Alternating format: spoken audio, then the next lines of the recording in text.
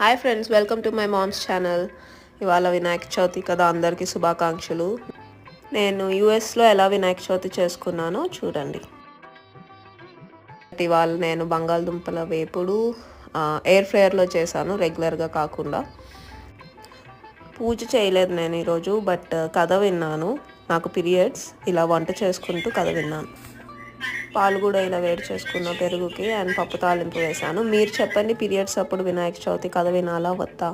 నేనైతే వినేసాను, ఎందుకంటే నాకు నీలాప నిందలు వద్దు అని చెప్పి అని. మీరు నాకు కామెంట్ చేసి చెప్పండి ఏం చేయాలో, కథ వినాలా వద్దా పీరియడ్స్ అప్పుడు అని. సో పప్పు అయితే అయిపోయింది. వడియాలు కూడా ఎయిర్ ఫ్రై చేశాను, బట్ అది ఫ్లాప్ షో అయింది.